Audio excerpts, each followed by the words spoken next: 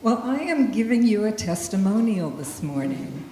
And I'm just thinking, gosh, what amazing readings we had. I mean, look, there is a place for me here. That Jesus is going to be gentle with idiots. I mean, how good does that get? I want to tell you about the way I came into St. John's. I was a young widow, and I had 2 little girls to raise, and I did not know which end was up. I had gone back to work. I had a 3-year-old and a 3-month-old. And I think maybe like a lot of people, I did some church shopping.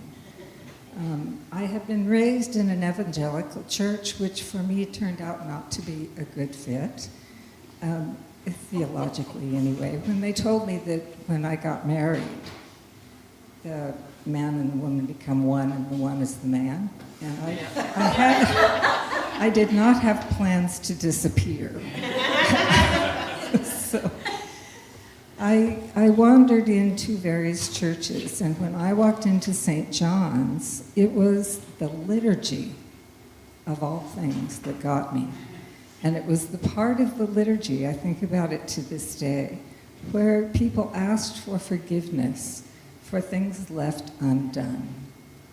I was so overwhelmed by my life and by what I had ahead of me that I needed a community, and I needed a God who would forgive me for the fact that I was overwhelmed and I couldn't do it all.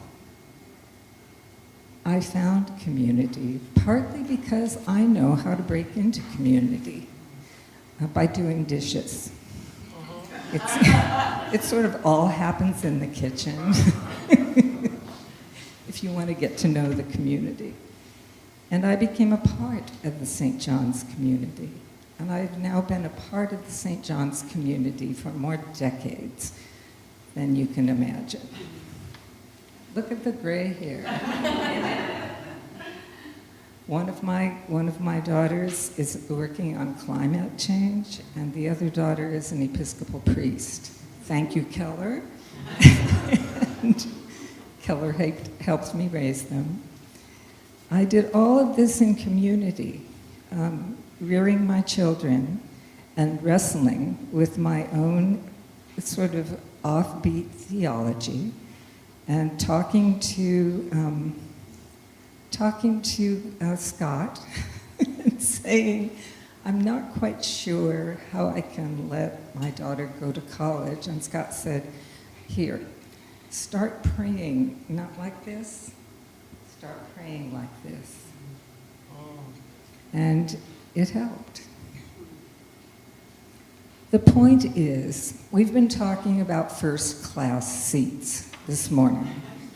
I want to tell you that I have a first-class seat in this community, and so do you.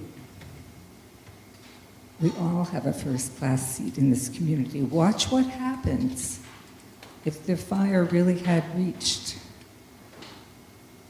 as far as it was trying to reach. Look at the people.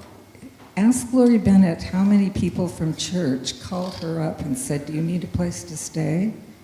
Because she was ordered to evacuate. More than 11. And more to me about money. Yeah, and I got her. She stayed with me. I was so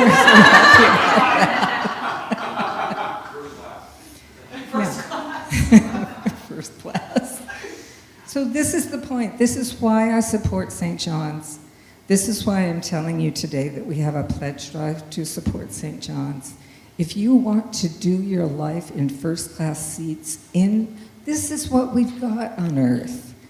We don't have heaven yet, but on earth we have one another, and I'm telling you, it's a great seat.